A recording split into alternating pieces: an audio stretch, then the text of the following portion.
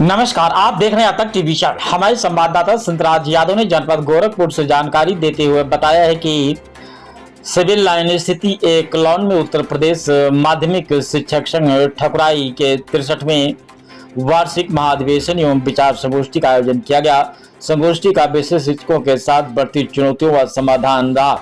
कार्यक्रम के मुख्य अतिथि विधानसभा में नेता प्रतिपक्ष माता प्रसाद पांडे ने शिक्षकों की समस्याओं पर विस्तार से चर्चा करते हुए उनके समाधान का आश्वासन दिया है। उन्होंने कहा कि शिक्षकों के सम्मेलन में उनकी समस्याओं को गंभीरता से सुना जाएगा और समाधान के लिए सामूहिक प्रयास किए जाएंगे। उन्होंने कहा कि शिक्षकों का सम्मान बढ़ाने तथा उनकी कठिनाइयों को दूर करने के लिए विचार विमर्श आवश्यक है। लोकतंत्र में संगठन बनाने और अपनी बात रखने की स्वतंत्रता को महत्वपूर्ण बताते हुए उन्होंने कहा कि यह सम्मेलन उन लोगों का है जो वास्तव में समस्याओं से जूझ रहे हैं। प्रदेश में पेट्रोल, डीजल व गैस की बढ़ती कीमतों पर उन्होंने सरकार पर निशाना साधते हुए कहा है, एक ओर केंद्र सरकार पर्याप्त स्टॉक होने की बात करती है, जबकि दूसरी ओर आम जनता गैस सिलेंडर के लिए परेशान है। उन्होंने कहा कि कई लोगों को आवश्यकता के अनुरूप गैस नहीं मिल पा रही है, जिसके कारण लोग फिर से लकड़ी का उपयोग करते हैं मजबूर हो रहे हैं। विपक्षी गठबंधन और राजनीति पर बोलते हुए उन्होंने कहा कि समाजवादी पार्टी के राष्ट्रीय अध्यक्ष अखिलेश यादव का ममता बनर्जी से मिलना स्वाभाविक है, क्योंकि वे गठबंधन की सहयोगी हैं। पश्चिम बंगाल में चुनावी गड़बड़ी के आरोपों पर उन्होंने कहा कि जांच होने के पर सच्चाई सामने आएगी और भाजपा चुनावी प्रक्रियाओं को प्रभावित करने का प्रयास कर रही है। 2027 विधानसभा चुनाव को लेकर के उन्होंने कहा समाजवादी पार्टी पूरी तैयारी के साथ मैदान में उतरेगी और प्रदेश में भाजपा को कड़ी टक्कर देगी। उन्होंने दावा किया है कि यदि भाजपा को सहयोगी दलों का समर्थन नहीं मिला होता तो केंद्र में सरकार बनाना मुश्किल हो जाता। महिला आरक्षण के मुद्दे पर उन्होंने कहा है कि विपक्ष महिला आरक्षण का विरोध नहीं कर रहा, बल्कि परिष्मन प्रक्रिया को लेकर के सवाल उठा रहा है। कि उन्होंने आरोप लगाया है सरकार संवैधानिक व्यवस्थाओं को कमजोर करने का प्रयास कर रही है। SIR प्रक्रिया और चुनाव आयोग को लेकर के भी उन्होंने सवाल उठाए। चुनावी प्रक्रियाओं में निष्पक्षता बनाए रखने की आवश्यकता बताई है। पश्चिम बंगाल में ममता सरकार की हार संबंधी सवाल पर उन्होंने कहा कि उत्तर प्रदेश की राजनीतिक परिस्थितियां अलग हैं और समाजवादी पार्टी यहां मजबूत स्थिति में है। ब्राह्मण समाज के मुद्दे पर उन्होंने कहा कि वर्तमान सरकार में सबसे अधिक उत्पीड़न ब्राह्मण समाज का हुआ है। वहीं गोरखपुर में शंकराचार्य के आगमन पर उन्होंने कहा वे सनातन धर्म के प्रचार प्रसार का कार्य कर रहे हैं और उनके प्रति समाज में श्रद्धा है। महाधिवेशन में प्रदेश अध्यक्ष doctor Jayprakash Nayak, professor Chitranjan Mishra, SP Tripathi, doctor Rajnikant Pandey सहित बड़ी संख्या में वहां पर शिक्षक उपस्थित रहे, जो कि आप वीडियो के माध्यम से देख सकते हैं। तो समोसे के बारे में होता है कि जो पश्चिम बंगाल का रिजल्ट आया है, उसका इम्पैक्ट उत्तर प्रदेश में ये देखा जा रहा है कि अखिलेश यादव जी भी जो है अब कह रहे हैं कि पंडित जी कहेंगे तो हम कदम निकालेंगे, पंडित जी कहेंगे तो बाया कदम निकालेंगे। तो क्या आपको ऐसा लगता है कि उत्तर प्रदेश में सनातन का विरोध या इसके साथ खड़ा ना होना खतरनाक हो सकता है?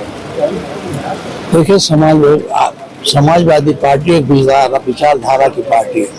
हम अपनी विचारधारा से काम करते हैं। हम लोग इस चक्कर में नहीं रहते हैं कि किसी न किसी तरह से चुनाव जीते। हम लोग इसमें हैं कि साधारण जनता हमारे साथ है, पीडीए हमारे साथ है। पीडीए में तो पंडित भी नहीं है। हाँ, तो पंडित हो, हम क्या हैं? पीडीए में तो नहीं है ना। पीडीए का और कैसे कहते हो? पीडीए का फार्मूला हमने पीड़ित भी है, जो भी पीड़ित हो वो पीडीए है। तो पीड़ित पंडित नहीं है। सबसे ज्यादा पंडित का इनकाउंटर हुआ, सबसे ज्यादा पंडितों का नुकसान पहुंचाया गया। अभी जेल में पड़े हैं, जाके पूछो। ब्रजेश मिश्रा का मैंने असेंबली में उठाया था। ब्रजेश मिश्र क्या वहाँ वाला, हाँ, वो मिश्रा का बेटा अमेरिका से पढ़ के आया, उसको पकड़ के बाबा ने तमाम दफा लगा के जेल में डाल दिया, घर गिरा दिया। वो खुशबू जो थी, जो लड़की की शादी हुई थी, अभी 3 दिन भी शादी नहीं हुआ, उसके हस्बैंड को गोली मारा गया और उसको जेल में डाला गया। हाँ, तो ये कहाँ? अरे ये आप लोग उनसे क्यों नहीं पूछते हो कभी कभी कि बाबा को नाम राम तो करो? कहाँ ये आप जब इटावा में एक यादव पूजा पाठ करा रहे थे, यादव इटावा में पूजा पाठ करा रहे थे, हिंदी चोटी खींचने का मामला हुआ था, उस मामले में भी अब भैया हमें नहीं जानते पूजा पाठ, आप लोग द्वारा इस पता लगाए हो। हम पंडित आदमी हैं, उतने जानते हैं। गोरखपुर में भी शंकराचार्य आए थे और उन्होंने कहा कि मैं योगी कुछ पिढ़ाने नहीं है, मैं आपसे अपना सनातन यात्रा शुरू की है। हाँ, तो कर रहे हैं। अरे तो वो अब वो क्या कहें, वो उनसे योगी से लड़ने आए थे। अरे वो सनातन धर्म के धर्मगुरु है, वो अपना प्रचार धर्म का कर रहे हैं। हम लोगों का और उनसे ये जरूर है, उनके प्रति हमारी श्रद्धा है। जब उनके साथ अन्याय हुआ, उनको नहाने नहीं दिया गया, उनके बटकों को सब शिखा पकड़कर पटका गया, मारा गया, तो हम खुद गए थे मिलने उनसे। अखिलेश जी ने हमको भेजा था कि जाओ हाल चाल देखाओ, मैं गया था। तो वो शंकराचार्य हमारे सनातन धर्म के गुरु एक तरह से, और वो अपने धर्म प्रचार के लिए निकले। या ये बहुत हो गया, हम लोगों को धन्यवाद आ गए। देखिए, शिक्षक सम्मेलन में आए हैं हम। शिक्षक सम्मेलन के माध्यम से शिक्षकों की समस्याएं समझेंगे, उसके निराकरण का उपाय समझेंगे और प्रयास करेंगे कि शिक्षकों का सम्मान बढ़े और उनके जो कठिनाइयां हैं उनको दूर करने पर हम विचार विमर्श करेंगे। तो इसी तरीके का एक सम्मेलन अधिवेशन और भी हो रहा है गोरखपुर में, जिसमें कल भाजपा के केंद्रीय मंत्री, एमएलसी और तमाम लोग जुटे रहे। आज यहाँ पर हो रहा है उसी मुद्दा। देखिए, लोकतंत्र में पूरी आजादी और संविधान ने हमको छूट दिया है कि हम कोई भी संगठन बनाकर अपनी बात कर सकते हैं। वहाँ बड़े है, सत्ता का वो है, सत्ता के लोग हैं, उनकी चमक दमक ज्यादा होगी, उनमें आप लोग बहुत ज्यादा जाओगे, आप लोग उनकी बातें भी छापोगे। ये ऐसे लोगों का है जो वास्तव में कठिनाइयों से पीड़ित हैं और उन कठिनाइयों को दूर करने के लिए सम्मेलन का आयोजन किया। तब पेट्रोल, डीजल और गैस के बारे में क्या कहेंगे? ये आप यही आपके मुख्यमंत्री क्यों नहीं पूछते?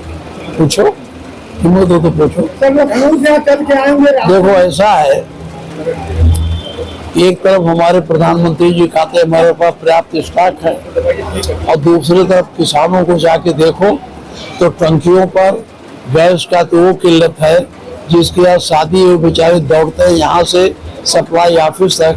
हम लोगों के यहाँ बड़े मुश्किल से जिसको 10 गैस की जरूरत है 2 गैस 2.5 गैस आते। अब लोगों ने धीरे धीरे मैंने सबको समझाया, ये समस्या बनी रहेगी, इसलिए लकड़ी का प्रयोग करो। पश्चिम बंगाल में जो रिजल्ट आए हैं, पश्चिम बंगाल में जो रिजल्ट आए, क्या इस तरह का अखिलेश से मिलने भी गए हैं? गए, हमारे नेता है, राष्ट्रीय अध्यक्ष हैं, वो जरूर मिलने जाएंगे। इंडियन गठबंधन के वो एक सदस्य हैं, तो अच्छी बात है। आपको क्या, ममता बनर्जी ने आरोप लगाया है कि जो है 100 सीटों की जो है बीजेपी ने चोरी कर ली। अब देखिए, वो आरोप है तो हम तो जांच कर नहीं पाएंगे। जांच होगी, उसका रिजल्ट आएगा तभी कुछ होगा। ममता जी ने कहा है, ये तो भारतीय जनता पार्टी का काम ही यही है। यही इन्होंने हरियाणा में किया, महाराष्ट्र में किया, कोई बंगाल में किया। बंगाल चुनाव के बाद आपको फिर रणनीति क्या रहेगी यूपी चुनाव में? अब रणनीति बता देंगे तो सतर्क नहीं हो जाएंगे वाजपेयी। हमारी रणनीति चुनाव है, सब किस तरीके से तैयारी है? हमारी पूरी तैयारी है, और ये उत्तर प्रदेश बंगाल नहीं है।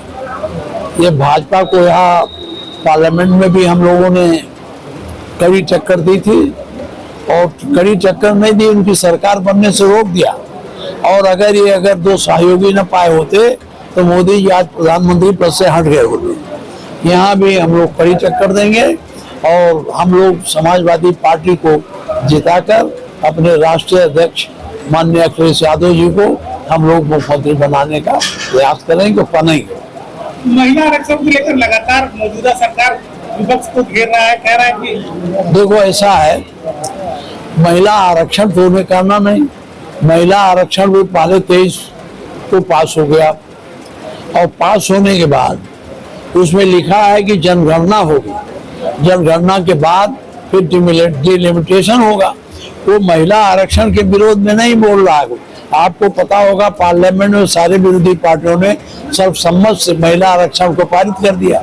अब महिला आरक्षण पारित हो गया, अब ये चाहते हैं कि उसमें जो नियम है जनसंख्या की गणना करके कायदे से करें, ये डिलिमिटेशन करके अपने मन से सीटों का बंटवारा करके चुनाव कराना चाहते थे।